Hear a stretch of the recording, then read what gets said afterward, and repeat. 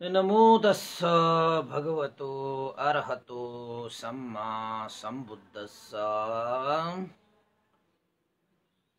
नमामि बुद्धं गुणसागरन्तं नमामि धम्मं सुगतेन देशितं नमामि संघं मुनिराज सावकं। नमो बुद्धाय नमो धम्माय नमो संघाय। श्रद्धालु उपासक उपासिका तथा सधर्म प्रेमी महानुभावहरू, आज मिति 2077 साल चैत्र 13 गते शुक्रबार बिहानको 7:30 बजे फेसबुक लाइभमा धर्मदेशना लिएर हामी उपस्थित भइसकेका छौं र फेसबुक लाइभमा जोडिरहनुहुने देश विदेशका सम्पूर्ण उपासक उपासिका तथा सधर्म प्रेमी महानुभावहरूलाई सदाझै म भिक्षु विमलो श्री सिद्धि मंगल बुद्ध विहार सिद्धिपुर साना गाउँ थसी महालक्ष्मी नगरपालिका वडा नम्बर 6 बुद्ध मार्गबाट सबैलाई मैत्रीपूर्ण न्यानो स्वागत टक्र्याउन चाहन्छु। आजको धर्मदेशना कार्यक्रममा पनि त उपासक उपासिका तथा सधर्म प्रेमी महानुभावहरू, सदा झै हामी 9 बजे धर्मदेशना गर्ने हाम्रो समय थियो।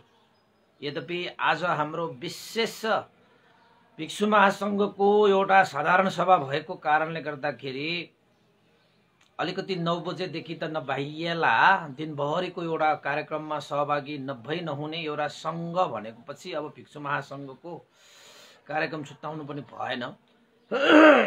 यद्यपि त्यो 8:30 बजेदेखि सुरु हुन्छ, म चाहिँ 9 बजे पुग्नु पर्ला। त्यसैले आज म 7:30 बजे नै मैले धर्मदेशना गर्ने मनसाय राखेर तपाईहरुलाई चाहिँ पहिल्यै इन्फर्मेसन दिएको थिएँ, हिजो पनि दिएको थिएँ। आज बिहानै पनि मैले चाहिँ 7:30 बजेदेखि 8 बजेसम्म भनेर पनि मैले पोस्ट गरेँ। अब जतिले थाहा पाएर सहभागी हुनुभयो उहाँहरूलाई धेरै धेरै साधुवाद छ हैन। 9 बजे भनेर पर्खेर बसिनु हुनुहुने उपासक उपासिकाहरू तपाईले शेयर गरिदिनु भयो भने त्यो कुराहरू उहाँहरूले बुझ्नुहुन्छ। खैर त्यसमा केही छैन। त उपासक उपासिका, हिजो हामीले भगवान बुद्धको देशनामा 80 वर्षको उमेरमा भगवान बुद्धले वैशाली नगरमा पुगेर केही धर्मदेशनाहरू आनन्द भन्देलाई पनि दिनुभयो। जुन बेला भगवान बुद्धलाई कडा रोग आबाधा भनेर भनिन्छ, त्यो रोग लाग्दाखेरि त आनन्द भन्देलाई साह्रै शोकै परेको थियो। अब उमेर पुगिसकेपछि धेरै ग्रस्त भयो भने चाहिँ अब चाहिँ संसार छोडेरै जान्छ कि भन्ने जस्तो लाग्नु स्वाभाविक पनि हो। र आनन्द महास्तवीर भन्देलाई यो पनि थाहा थियो कि संसार अनित्य हो। जतिसुकै धन रूप बल ज्ञान हैन ऐश्वर्य जे भए पनि एक दिन त जानुपर्छ। त भगवान बुद्ध 80 वर्षको उमेरमा यसरी चाहिँ सिकिस्त बिरामी हुँदाखेरि कतै भगवान बुद्धले तथागतले हामीलाई छोडेर जाने त होइन भन्ने एउटा डर, एउटा शोक हैन, एउटा चिन्ता चाहिँ आनन्द महास्तवीरलाई थियो। त मनमा के पनि विश्वास थियो त भन्दाखेरि पक्कै पनि भगवान बुद्धले हामीलाई जाने बेलामा केही न केही चाहिँ विशेष उपदेश नदिकन त होस्पोल भगवान बुद्ध अवश्य पनि जानुहुन्न भन्ने मनमा चाहिँ आनन्द भन्देलाई थियो। तर भगवान बुद्धले आफूमा भएको त्यो सम्पूर्ण त्यो रोगलाई ध्यान बलद्वारा शान्त गरेर पठाए, सहेर पठाए। त्यसपछि भगवान बुद्ध रोग शोकबाट शान्त भइसकेपछि आनन्द भन्देले भगवान बुद्धलाई देख्दाखेरि साह्रै खुसी भए। भगवान शास्ता तपाईँ रोगबाट ग्रस्त हुनु हुँदाखेरि त मैले त सारा धर्म नै शून्य भएको जस्तो मलाई लागेको थियो। कतै तथागतले हामीलाई छोडेर जाने त होइन।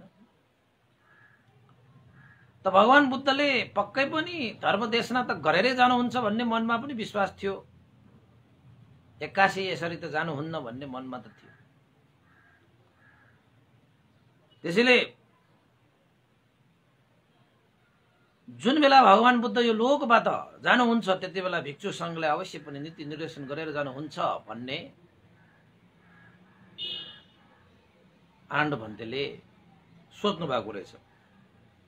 र अन्तमा आनन्द भन्तेले भगवान बुद्धलाई चाहिँ स्वस्थ हुनुभएको, रोग शान्त हुनुभएको देखेपछि खुसी भएर भगवान शास्ता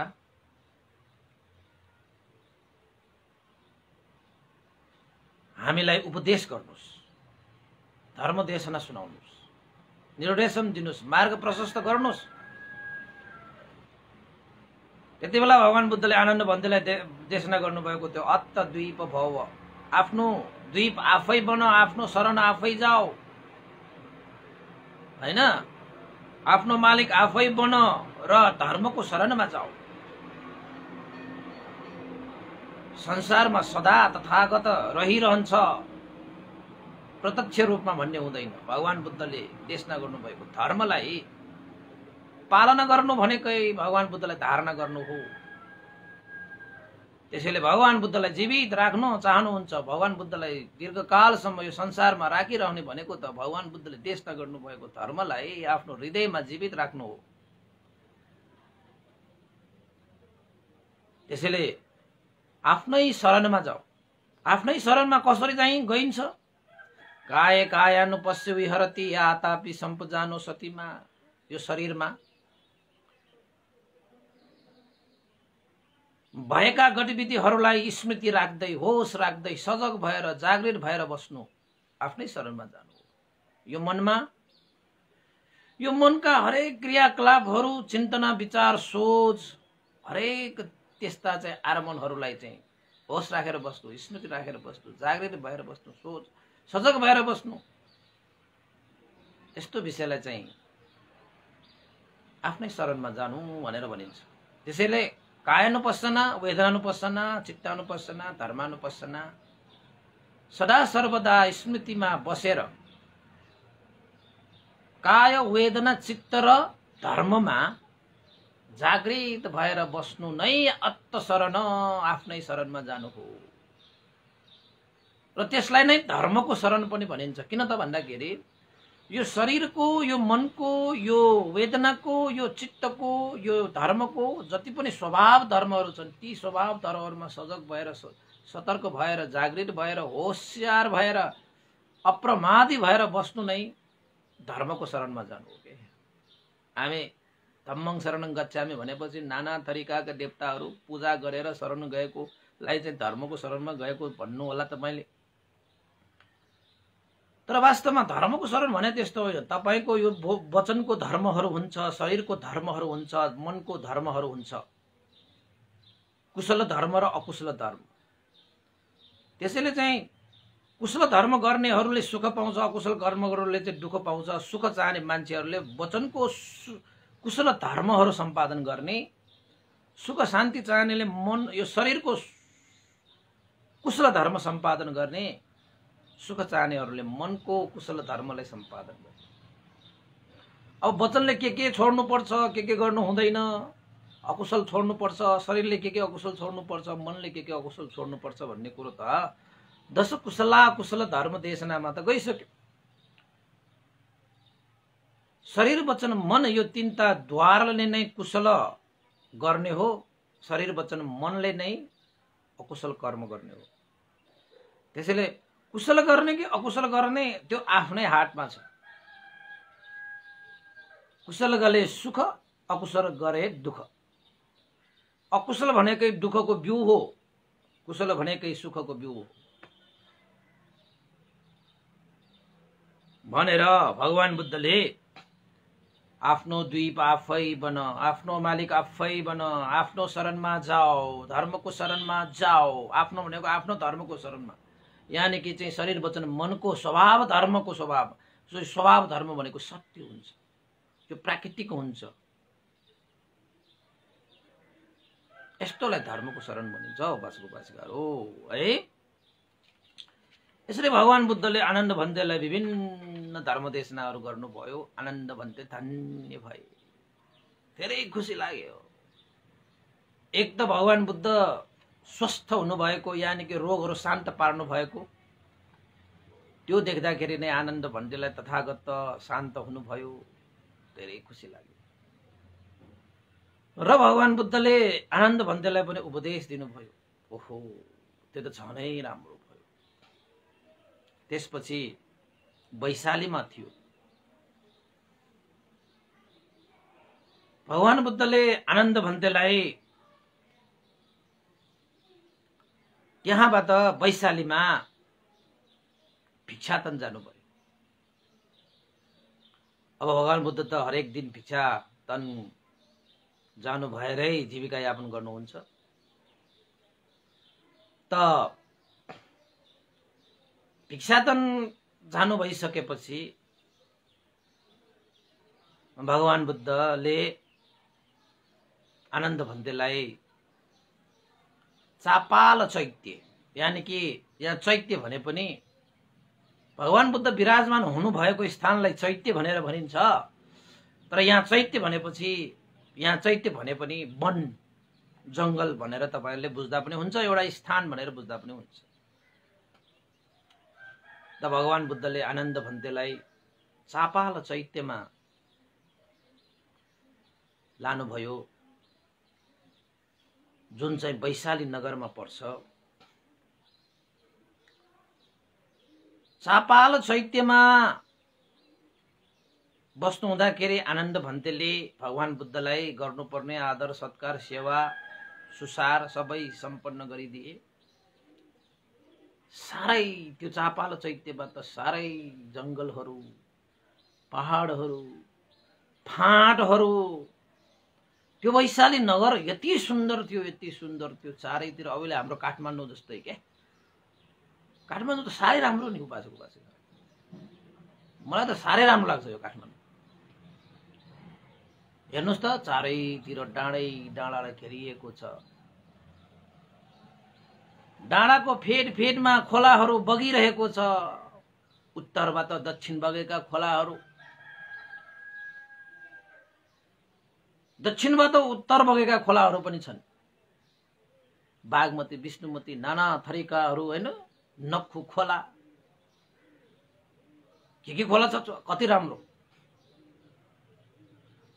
उपत्यकामा तपाईको चाहिँ स्वयम्भूहरू, बौद्धहरू, स्वयम्भू भगवान हैन, कति माथि उठेर सारालाई हेरेर बसिरहनु भएको छ।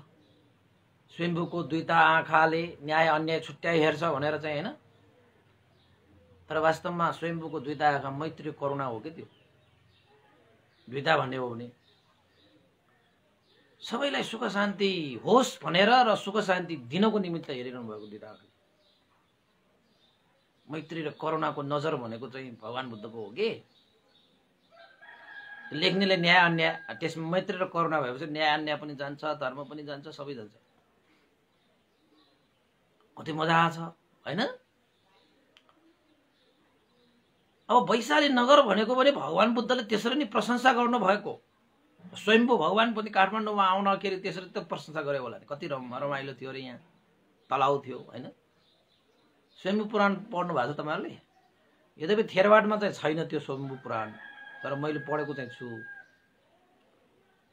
धेरै अलौकिक चाहिँ छ त्यसमा लेखिरहेको। त्यही राम्रो चाहिँ राम्रो छ, तर अलौकिक छ अलिकति। भगवान बुद्ध धेरै अलौकिक देखाएको छ त्यसमा। तर स्वयम्भू पुराण भनेर थेरवादमा चाहिँ त्यो समावेश त छैन।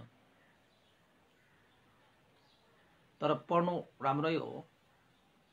जस्तै तपाईले यो अन्य ग्रन्थहरू पनि छन्। के ग्रन्थ भन्छ त्यो? ललित विस्तर। ललित विस्तर तपाईको त्यो खासमा बुद्ध जीवनी हो, तर थेरवाडमा त छैन। त्यही पनि त्यो अर्कै मायानतिर पढ्ने, त्यसमा पनि अलिकति देखाइएको छ, अलिकति भिन्नता पाइन्छ। त्यो पछि लेखेका कुराहरू। त्यसैले चाहिँ यो जति यो काठमाडौँ सुन्दर छ त्यति बेला यो वैशाली नगर अहिले पनि वैशालीमा छ नि त। तपाईहरु चाहिँ चारधाम जानुभयो भने त्यो वैशाली नगरलाई देख्न सक्नुहुन्छ। कति मजा छ अहिलेसम्म पनि, फाँटै फाँट डाँडै डाँडाले हैन। चापाल चैत्यमा विराजमान हुनुभएको बेलामा भगवान बुद्धले आनन्दलाई आह्वान गर्नुभयो, हे आनन्द यता आऊ। भगवान शास्ता भन्नुहोस् के आज्ञा छ। त्यति बेला भगवान बुद्धले आनन्द भन्तेलाई साह्रै गम्भीर कुरा गर्नुभएको थियो। यो कुरा म तपाईहरुलाई पनि सुनाउन लागेको है, यो बुद्ध जीवनीमा नै आउँछ। भगवान बुद्धले देखाउनु भयो चारैतिर। मानौ अहिले हामी स्वयम्भूको डाँडामा छौं, यानि कि हामी झामाचोको डाँडामै छौं भनौं न, जहाँबाट सारा उपत्यकाहरू देखिन्छ। त्यस्तै गरी चापाल चैत्यमा बसिसकेपछि सारा वैशाली देखिन्छ। त भगवान बुद्धले आनन्द भन्तेलाई भन्नुभयो, हे आनन्द वैशाली साह्रै रमणीय छ। के छ? रमणीय छ। त्यसपछि अर्को चेतीय,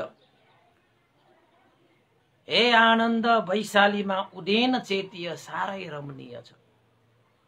हे आनन्द गौतमक चेतीय पनि साह्रै आनन्दित छ। यहाँ ठाउँको नामहरू के तपाईको हाम्रो चाहिँ फुलचोकी, यो चाहिँ चम्पादेवी, यो बागद्वार भने जस्तो हो। अब यो हिमाल भने जस्तो त्यहाँबाट वैशालीबाट देखिने यो चेतीयहरू। चेतीय भनेको त्यति बेलाको जंगल अब स्थानहरू। हे आनन्द सत्तम्ब चैतीय कति रमणीय छ, कति सुन्दर छ, कति मनमोहक छ। हे आनन्द बहुपुत्र चेतीय कति रमणीय छ। हेर त हेर त हेर त। भगवान बुद्धले आनन्द भन्तेलाई देखाउनु भयो। हे आनन्द यो सारन्दत चेतीय कति रमणीय छ। हे आनन्द यो चापाल चेतीय कति रमणीय छ। यानी कि भगवान बुद्धले वैशालीको त्यहाँ प्रशंसा गर्नुभयो। सबै वैशालीमा छ। हे आनन्द यो चापाल चेतीय कति रमणीय छ।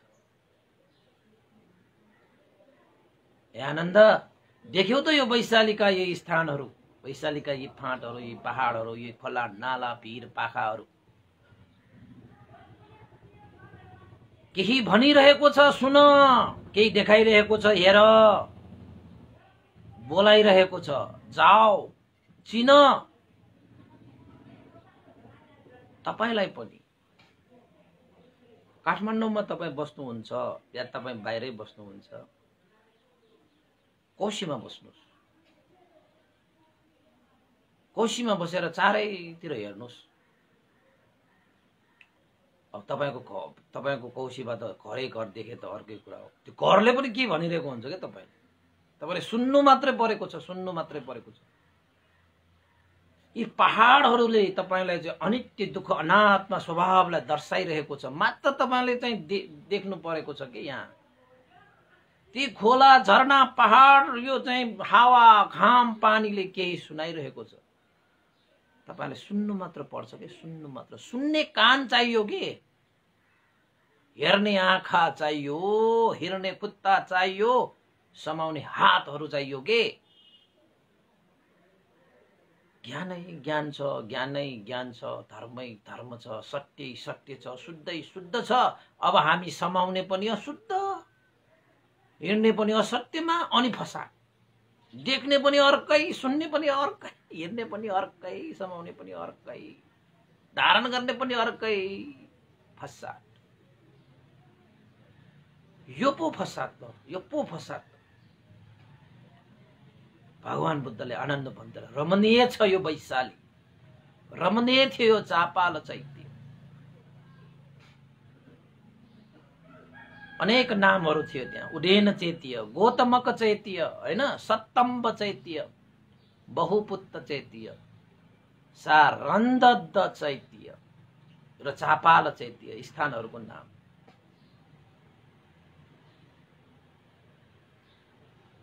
अनि भगवान बुद्धले त्यो चाहिँ व्याख्या गरिरहनु हुँदाखेरि आनन्द भन्तेले पनि यसो हेर्दै जहाँ जहाँ भगवान बुद्धले भने त्यहाँ त हेर्नुभयो, हो त कति रमणीय।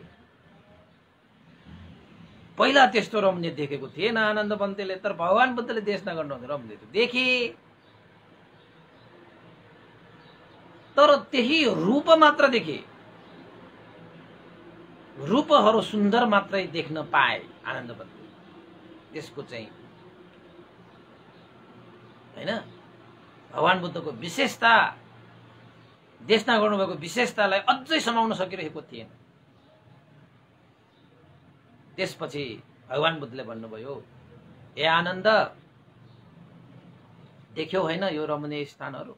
भगवान शास्त्र, हे तथागत साँच्चैकै रमणीय छ यो वैशाली नगर, साँच्चै रमणीय छ उदयन चैत्य, साँच्चै रमणीय छ गौतमक चैत्य, साँच्चै रमणीय छ सप्तम्ब चैत्य, साँच्चै रमणीय छ बहुपुत्र चैत्य, साँच्चै रमणीय छ सारन्धद चैत्य, साँच्चै रमणीय छ तथागत चापाल चैत्य। कति मजाले भन्यो होला भगवान बुद्धलाई हात जोडेर नम्र भएर आनन्द भन्देको त्यस्तो के। जसले आनन्द भन्देलाई देखेरै सन्तुष्ट हुन्छ, जसले आनन्द भन्देलाई भेटेरै सन्तुष्ट हुन्छ, जसले आनन्द भन्देसँग चाहिँ कुरा गर्न पाए कुरा गरेरै सन्तुष्ट, जसले आनन्द भन्देलाई व्यवहार गर्न पाए उनीहरूले व्यवहारबाटै सन्तुष्ट भएको हो मान्छे भिक्षु। त्यस्तो गुणधर्मले सम्पन्न भएको व्यक्ति हो आनन्द भन्ते।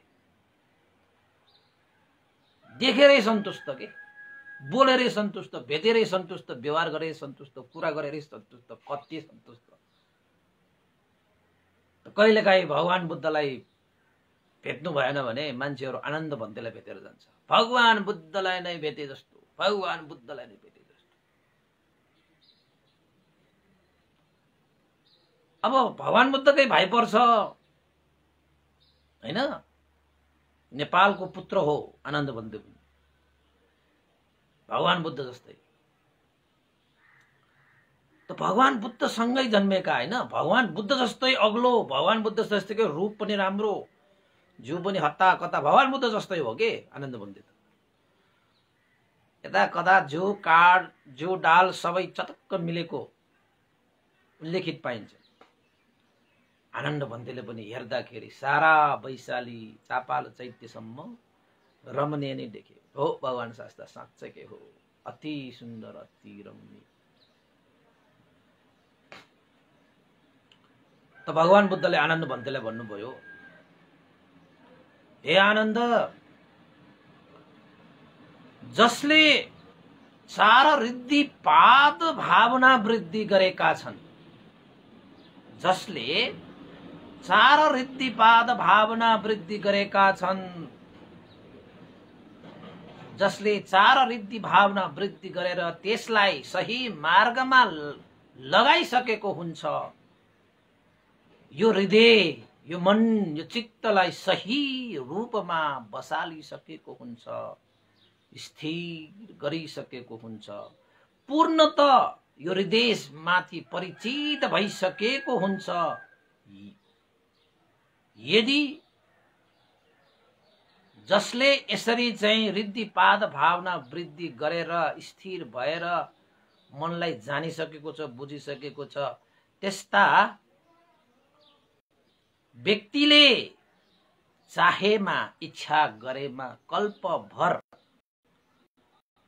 कल्पान्त यानी कल्पको अविशिष्ट सम्म पनि बाँचिरहन सक्छ। यस्तो सुन्दर नगरमा रमणीय त रमणीय छ, त्यो रमणीय स्थलमा चार रिद्धिपाद भावना वृद्धि गरिसकेका व्यक्तिले चाहे भने कल्पभरसम्म पनि यो रमणीय स्थानमा बस्न सक्छ, यो रमणीय स्थानलाई चाहिँ धारण गर्न सक्छ भनेर भगवान बुद्धले भन्नुभयो। हे आनन्द, तथागतले ती चारैवटा रिद्धि पाद भावनालाई पनि वृद्धि गरिसकेको छ। यो हृदयलाई चारवटा रिद्धि पाद भावनालाई वृद्धि गरेर सही मार्गमा लगाइसकेको छ। हृदयलाई स्थिर गरिसकेको छ, सही रूपमा बसालिसकेको छ, पूर्णत यो हृदयमाथि परिचित भइसकेको छ।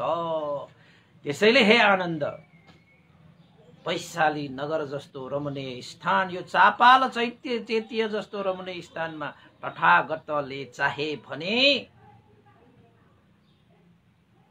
कल्पभरसम्म पनि रहन सक्छ। कल्पान्तसम्म, कल्पको अवशिष्टसम्म पनि तथागतहरू रहन सक्छ, यानी कि बाँच्न सक्छ, जीवितमान हुन सक्छ भनेर भगवान बुद्धले चाहिँ आनन्द भन्तेलाई कुमार भन्दा पनि बुझ्न नसकेको भन्ने कि भगवान बुद्धले सिधै भन्दाखेरि पनि भगवान बुद्धले आनन्द भन्तेले ए हो र भगवान शास्ता, यसरी रिद्धिपादहरू भावना वृद्धि गरेर बस्ने व्यक्तिहरूले चाहिँ आफूले चाहे भने एक कल्पसम्म, कल्पभरसम्म पनि यसरी रहन सक्छ। त्यो कुरालाई भगवान आनन्द भन्तेले स्वीकारे मात्रै फेरि दोस्रो बार पनि भगवान बुद्धले भने आनन्द भन्तेलाई, हेर आनन्द, यो वैशाली नगर कति रमणीय छ, यो चापाल चैत्य कति रमणीय छ। यो रमणीय स्थानमा चाहिँ चारवटा रिद्धिपाद सम्पन्न गर्ने व्यक्तिहरूले चाहे भने कल्पभर पनि रहन सक्छ। तथागतले चार रिद्धिपाद भावनालाई वृद्धि गरिसकेको छ। दोस्रो बार पनि आनन्द भन्तेले साधु साधु भगवान शास्ता, साधु साधु मात्रै भन्नुभयो, अनुमोदन मात्रै गर्नुभयो। तर आनन्द भन्तेले तथागत भगवान शास्ता, त्यसो भए तथागत कल्पभरसम्म रहनुहोस्, कल्पभरसम्म जीवितमान हुनुहोस्। मनुष्य देवता ब्रह्माहरूको उद्धारको लागि, बहुजन हित बहुजन सुखको लागि, सम्पूर्ण दुःखबाट मुक्त गर्नको लागि, मिथ्या दृष्टि अविद्या तृष्णालाई क्षय गर्नको लागि सम्पूर्ण सत्व प्राणीहरूमाथि महान अनुकम्पा राखेर भगवान शास्ता कल्पभरसम्म रहनुहोस् भनेर आनन्द भन्तेले प्रार्थना गर्न चाहिँ बिर्सियो, प्रार्थना गर्न चाहिँ छुट्टियो। त भगवान शास्ताहरूलाई प्रार्थना नगरिकन भगवान शास्ताहरूले आफ्नै स्वइच्छाले त्यसरी कुनै पनि काम गर्नुहुन्न। त्यसरी कल्पभरसम्म रहनको निमित्त प्रार्थनाको आवश्यकता थियो। त्यही प्रार्थना गर्नु भनेर सिधै भन्न नभएको कारणले गर्दाखेरि भगवान बुद्धले सारा वैशाली चापाल चैत्यहरूको चाहिँ व्याख्या गरेको हो कि, र भनेको पनि थियो चार रिद्धिपादहरूको भावना वृद्धि गर्नेहरूले चाहे भने कल्पभरसम्म पनि रहन्छ। अब भगवान बुद्धहरू भनेको त प्रार्थना अनुसार कसैले प्रार्थना गरे भने त्यो प्रार्थनालाई स्वीकार्ने मात्रै हो। अरू जस्तो इच्छा आकांक्षा नै पालेर बस्ने व्यक्तिहरू त होइन। त भगवान त आनन्द भन्तेले त्यो कुरालाई चाहिँ अनुमोदन चाहिँ गरे। चार रिद्धिपाद सम्पन्न गर्ने तथागतहरूले चाहे भने कल्पभरसम्म पनि रहन सक्ने रहेछ है भनेर चाहिँ जाने बुझे, तर प्रार्थना गर्न छुट्टाए। दोस्रो बार पनि भने भगवान बुद्धको शासनमा 3 बारसम्म भन्ने परम्परा चलन छ। दोस्रो बारमा पनि आनन्द भन्तेले प्रार्थना गर्नु भएन, तेस्रो बार पनि आनन्द भन्तेले प्रार्थना गर्नु भएन। किन त्यसरी आनन्द भन्तेले प्रार्थना गर्न नसकेको नभनेको त भन्दाखेरि अब भगवान बुद्धले देखाउनु संकेत गर्नु भएको त्यो सांकेतिक कुरालाई आनन्द भन्तेले बुझ्नु भएन र प्रार्थना गर्नु भएन। त्यसको पछाडि के कारण छ त भन्दाखेरि पर्योस्थित चित्त भनेको पर्योस्थित भइरहेको रे। पर्योस्थित भनेको चाहिँ के हो त भन्दाखेरि आनन्द भन्तेको चित्तलाई त्यति बेला मारले छोपिरहेको भनेर पनि भनिन्छ है। किन त भन्दाखेरि मारले भगवान बुद्ध यो संसारमा लामो समयसम्म नबाचोस् नरहोस् भन्ने चाहने व्यक्ति हो त्यो मार।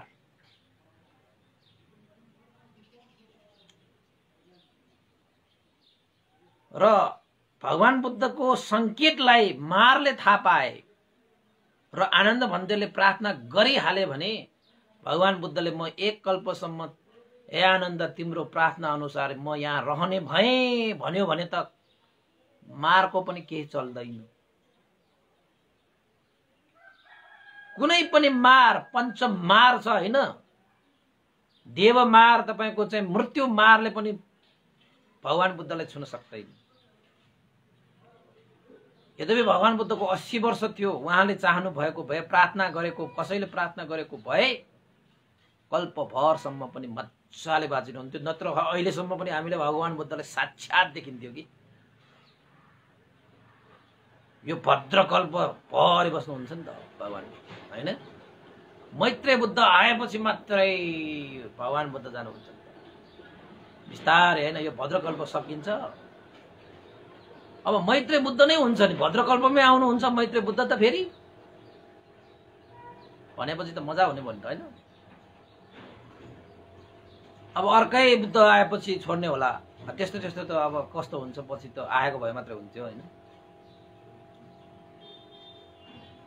त आनन्द भन्तेलाई दिनुभएको 3 पल्टको संकेत पनि आनन्द भन्तेको चित्त पर्योस्थित मारले पारिरहेको कारणले गर्दाखेरि यानि कि चित्तलाई छोपिरहेको कारणले गर्दा प्रार्थना गर्न नसक्ने अवस्थामा चित्तलाई छोपिरहेको कारण। किन त भन्दाखेरि त्यति बेलासम्म पनि त्यो वशवर्ती मार यति सशक्त यति बलवान बाबा। यद्यपि आनन्द भन्दै श्रोतापन्न भइसकेको समय हो त्यो हैन। सबै कुरा थाहा पाएको भगवान बुद्धको देशनाले अनुमोदन पनि गर्न सक्ने, तर भगवान बुद्धलाई कल्प भरसम्म रहनको निमित्त प्रार्थना मात्रै गर्न नसकिने अवस्थामा पुर्याएको।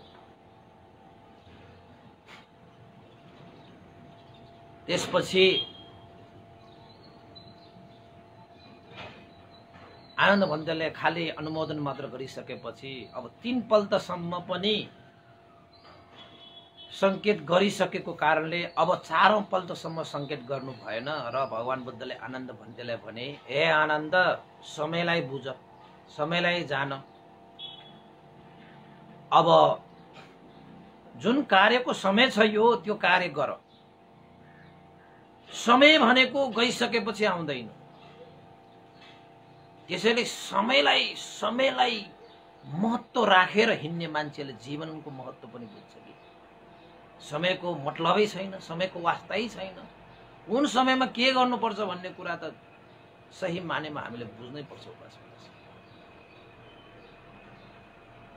त्यसैले भगवान बुद्धले भन्नुभयो जाऊ हे आनन्द जाऊ, समयलाई बुझ, जान, जे गर्नु छ अहिले त्यो कार्यलाई सम्पादन गरेर जाऊ।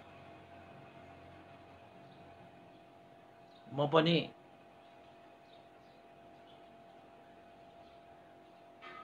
समयलाई बुझेर केही गर्छु, तिमी पनि समयलाई बुझेर केही गर। त भगवान बुद्धलाई वन्दना गरेर आनन्द भन्ते पनि आफ्नै काममा त्यो समयमा गर्नुपर्ने काम अनुसार गएर एउटा वृक्षको चापाल चैत्यको वृक्षको मुनि गएर बस्न गए।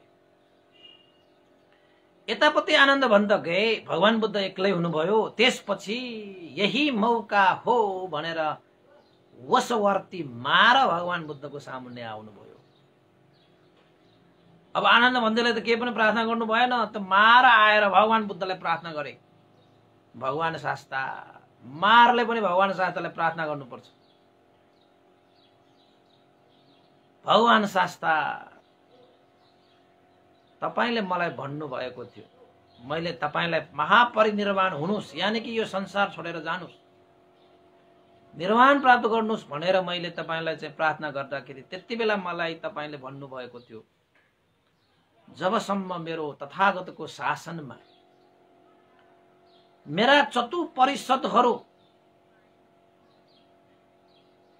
हैन, श्रमण परिषदहरू 2 वटा र उपासक उपासिकाको 2 वटा, भन्तेहरू, गुरुमाहरू, उपासकहरू, उपासिकाहरू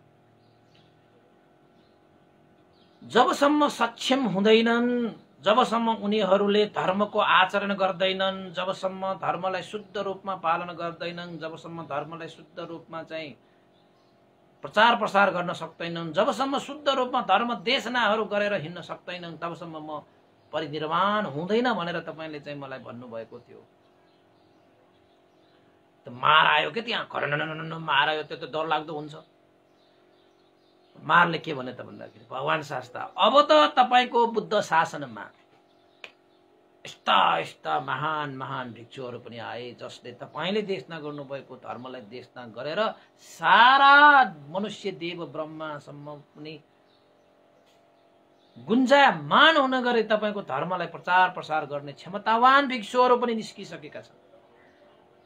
धर्मको आचरण गर्ने, धर्मको उपदेशहरू दिने धर्मधरहरू हैन, स्वधर्मलाई भगवान बुद्धले जस्तै धर्मको बिउ छरेर सबैलाई सुख शान्तिको फल फलाउने कार्य गर्न सक्ने क्षमतावान भिक्षुहरू पनि प्रशस्तै भइसके। भगवान शास्ता अब तपाई आराम गर्नुहोस्। जुन तपाईले गर्नु भएको कार्यहरू छन्, ती कार्यहरू अब कयौंले गरिरहेका छन्, कयौंले। भगवान बुद्धको कालीनमा भिक्षुनी भन्ने पनि थियो, यद्यपि अहिले चाहिँ थेरवाड शासनमा अहिले लोप भइसक्यो। अहिले त्यसको सत्तामा अनागारिकाहरू भनेर आइएको छ। अय्या, अनागारिका अय्याहरू, शीलवतीहरू कतै बर्माको गुरुमाहरू छन्, कोही श्रीलङ्काको पाराको, कोही थाइल्यान्डको पाराको हैन। थाइल्यान्डमा थाइल्यान्डकै त्यहाँ पनि गुरुमाहरूको उत्पन्न भयो, बर्मामा पनि गुरुमाहरूको फेरि उत्पन्न भयो, श्रीलङ्काको श्रीलङ्का। तपाईलाई श्रीलङ्का, थाइल्यान्ड, बर्मामा गुरुमाहरू हुने अर्कै हुन्छ, ड्रेस पनि अर्कै हुन्छ। भिक्षुहरूको त्यस्तो हुँदैन, सबैको यस्तै जीवर हुन्छ। उहाँहरूको चाहिँ थरी थरीका हुन्छ। किन त भन्दाखेरि लोप भइसकेकोले फेरि आफ्नो देशमा महिलाहरूलाई पनि स्थान दिएर चाहिँ त्यो अनागारिका शीलवती गुरुमाहरूको उत्पादन गरेका संघले त्यति बेला त थिए। त्यसरी चाहिँ मार वशवर्ती मारले भगवान बुद्धलाई प्रार्थना गरे। जसरी भिक्षुहरू सक्षमवानहरू भए, त्यति भिक्षुनीहरू पनि सक्षमवान भए। त्यति मात्र होइन, भगवान शास्ता तपाईको धर्मलाई आचरण गर्ने, पालन गर्ने, प्रचार गर्ने, धर्म देशनादेखि लिएर धर्मको चाहिँ शासनलाई चाहिँ जोगाउने उपासकहरू पनि त्यत्तिकै छन्, त्यत्तिकै छन्। र उपासकहरू मात्रै होइन, उपासिकाहरू पनि त्यत्तिकै त्यत्तिकै त्यत्तिकै त्यत्तिकै सक्षमवान भइसकेका छन्। भगवान शास्त्र यद्यपि तपाईको भगवान बुद्धको तपाईको यो धर्म प्रचार गर्ने, यो मनुष्य देव ब्रह्मासम्म पनि प्रचार प्रसार गरेर सबैको हित सुख उपकार गर्ने 101 चतुपरिषदहरू चाहिँ उत्पन्न भइसकेको छ। भगवान शास्त्र जसरी तपाईले भन्नु भएको छ, जबसम्म मेरो तथागतको शासनलाई चतुर्परिषदमा सक्षमता आउँदैन, तबसम्म म आफ्नो आयु संस्कार त्याग गर्दिन, महापरिनिर्वाण हुँदैन भनेर तपाईले भन्नुभएको छ। अब त भयो नि, त्यो तपाईले भने जस्तो सबै काम कुराहरू सबै के भयो, पूरा भयो। अब त भगवान शास्त्र तपाई महापरिनिर्वाण हुनुहोस्, छिट्ट छिट्टै तपाईँ महापरिनिर्वाण हुनुहोस्, छिट्टै तपाईँ महापरिनिर्वाण हुनुहोस् भनेर त्यो वशवर्ती मार हो। त्यो मार भनेको कस्तो भन्दाखेरि अरूको भलो हेर्न नचाहने, अरूको उन्नति हेर्न नचाहने, हैन, अरूको सुख हेर्न नचाहने, त्यस्तोलाई मार भन्छ कि। कस्तो होला त्यो मार? तपाईको वरिपरि पनि मार स्वभाव भएको मान्छेहरू भयो भने तिनीहरू मारै त हो। मारको विषयमा पनि धर्मदेशना गरिसकेन मैले, हैन?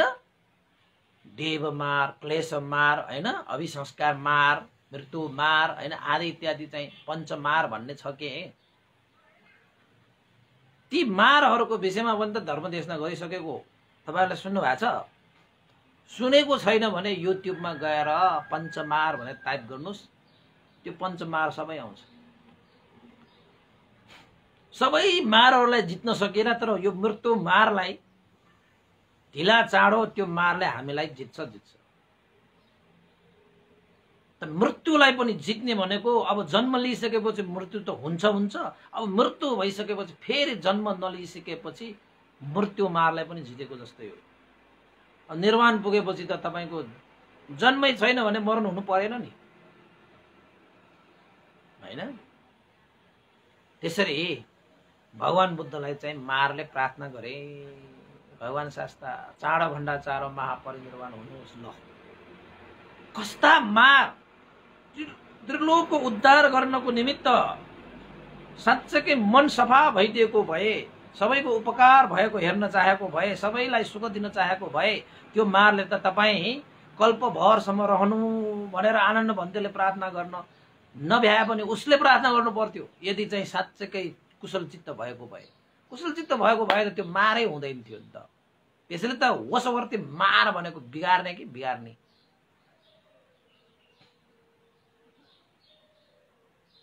त कसरी प्रार्थना गर्न आए? चाँडो भन्दा चाँडो महापरिनिर्वाण हुनु। त्यसपछि भगवान बुद्धले पनि पहिल्यै वचन दिनुभएको थियो, बुद्ध शासनमा सक्षम चतुपरिषदहरू भए भने म महापरिनिर्वाण हुनेछु। जबसम्म त्यो चतुपरिषद सक्षम हुँदैन तबसम्म मैले आफ्नो चाहिँ आयु संस्कार त्याग गर्ने छैन। तपाईलाई थाहा छ भगवान बुद्धहरूलाई भनेको मारले पनि समाउन सक्दैन कि, मृत्यु मारले पनि। उहाँहरू भनेको चाहिँ आफ्नो आयु भनेको आफैले त्याग गर्छ भगवान बुद्धहरू। त्यस्तो आफैले घोषणा गर्नुहुन्छ उहाँहरूले चाहिँ, म यो समयमा यस महापरिनिर्वाण भएर जान्छु भनेर आफ्नो आयु आफैले त्याग गर्ने, त्यस्ता कुराहरू बुद्धहरूले गर्नुहुन्छ। त्यसपछि मारले प्रार्थना गरिसकेपछि अब आनन्द भन्तेले प्रार्थना गर्छ भनेर त चित्तलाई चाहिँ, हैन, चित्तलाई चाहिँ त्यो परिस्थित भनेको त्यसलाई छोपिरहेको भन्ला भन्ने डरले चतुपरिषदहरू सक्षम पनि भइसके, मनुष्य देवहरूले चाहिँ सुप्रकाशित पनि भइसके। यो धर्म नि मनुष्यहरूको लागि मात्रै भगवान बुद्धले धर्म दिनको निमित्त बुद्ध हुनु भएको होइन। बुद्ध भगवानहरू भनेको त देवताहरूलाई पनि धर्म गराउनको निमित्त, ब्रह्माहरूको लागि पनि सही धर्म गराउनको निमित्त यो लोकमा उत्पन्न हुनेछ। बुद्धो लोके समुपन्नो हिताय सब पानिनं, सम्पूर्ण प्राणीहरूको हित सुखको निमित्त यो लोकमा बुद्धहरूको प्रादुर्भाव हुन्छ रे। यो पाली भाषाको अर्थ बुद्धो लोके समुपन्नो हिताय सब पानिनं, बुद्धहरूले सही धर्म आचरण गराउने भनेको सम्पूर्ण सत्व प्राणीहरूको लागि हो। मनुष्यहरूको लागि पनि चाहिँ शुद्ध धर्म आचरण गराउनको निमित्त भगवान बुद्ध यो लोकमा प्रादुर्भाव हुनुहुनेछ भने देवताहरूको लागि पनि शुद्ध धर्म आचरण गराउनको निमित्त, सही मार्ग देशना गर्नको निमित्त, धर्मचक्षु प्रदान गर्नको निमित्त यो लोकमा बुद्धहरूको प्रादुर्भाव हुन्छ। यो कुरा चाहिँ याद राख्नुहोस्। त्यसैले त भगवान बुद्धलाई सत्ता देव मनुष्यानं बुद्धो भगवा इति भनेर भनिन्छ। भगवान बुद्धहरू भनेको सम्पूर्ण मनुष्य र देवताहरूका शास्ता गुरु हो।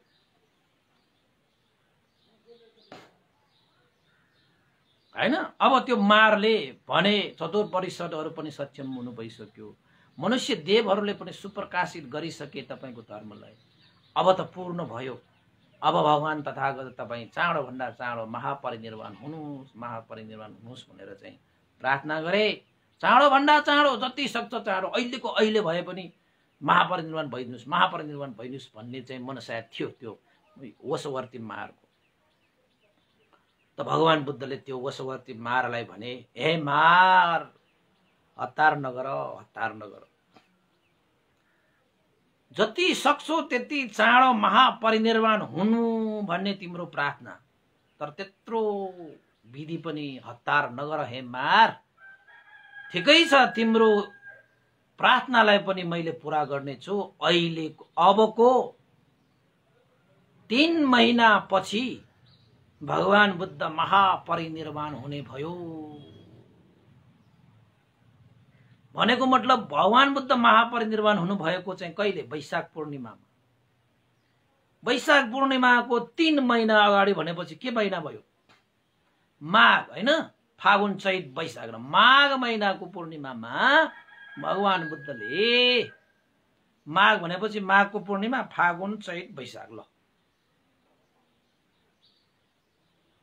त्यही पूर्णिमाको दिन भगवान बुद्धले के मारको प्रार्थना अनुसार भगवान बुद्धले आफ्नो आयु संस्कार त्यागे।